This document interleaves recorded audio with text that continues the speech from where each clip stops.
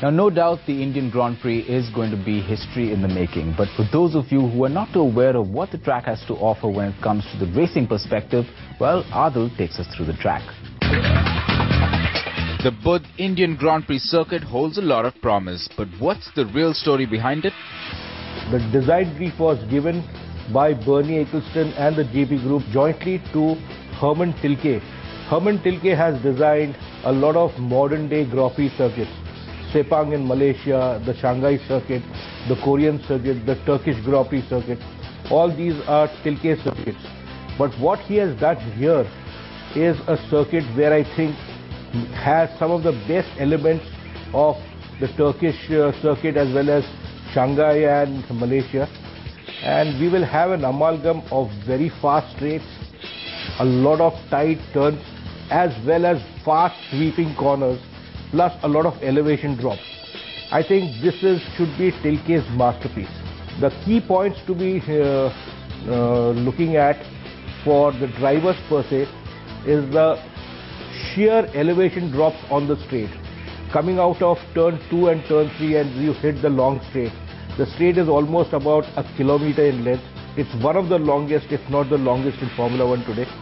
But what is different about this straight is it drops down to 3 meters from the turn 3 as you hit across top speed. Then it climbs up another 12 meters, and this elevation change is something phenomenal.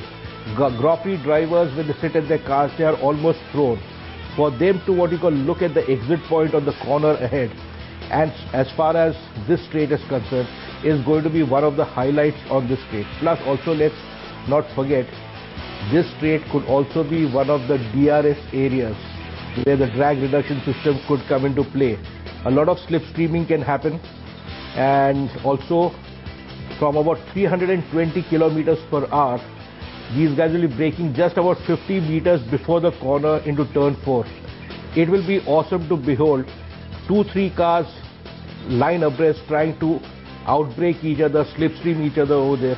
This is going to be one of the focal points of the both international circuits. What about overtaking opportunities? What are the best corners to look out for? I think the complex which is there about turns 10, 11, a lot of double apexes are there. Very fast, very striking, separates the men from the boys. It's almost like Turkey's turn 8 sequence, which is so very interesting, and anyone who's got a good car combo and has got everything done right, the weight distribution, the aerodynamics, the gearing, the engine performance, I think these are the corners where the good guys will definitely revel in. And I think it will also be a sight to behold for those people who are sitting outside on these corners where there are some large grandstands there. So is it anything like Singapore where the circuit is designed around a real road? Can we expect cars flying around? Singapore is a street circuit pressed into use for a race meet. It is basically the everyday roads which have been pressed into service for a race, and certain places as per the regulations, curbs are laid out on the street circuit. The curbs are grounded into the tarmac there. So the criticism there against Singapore was not valid, whereas here it's a natural tailor-made circuit for racing. The curbs are not just grounded, they are what you call built along with the tarmac over there. So they are very well based across, so the foundation is strong. It's a brand new circuit. I don't think there will be a ripple as well. But then who knows? Of course, if you're heading to Delhi for the Grand Prix or you're planning to, what can you expect? What's the best way to watch the race? Adil has the tips. For any diehard Formula 1 enthusiast, if he has to take in the pleasure of a Formula 1 Grand Prix, he has to be there ideally from a Thursday when the team set up shop. The drivers and the crew members are far more easier, freer. They go around the circuit, meet people, they look at the line. Also, to many of you shutterbugs, it will give you time to get to grips with the phenomenal speed of the cars. Saturday is again a first practice session in the morning. Before, I think, the most critical element of a Formula 1 Grand Prix, which not many factor in, and that is qualifying.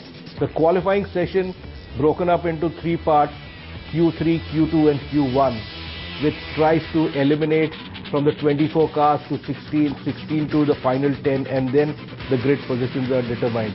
I think it is very valid here to see the drivers absolutely flat out, literally hanging it all over there, trying to eke out that thousandth of a second which can separate them from pole or second place. And of course, on race day, come early because there will be a lot of festivities there. The drivers are taken around the circuit.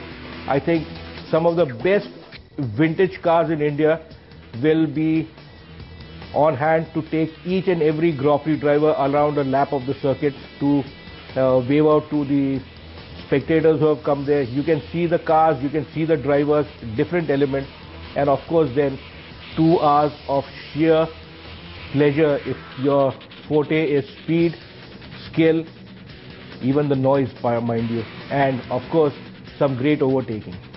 So Adil, what are the best seats in the house?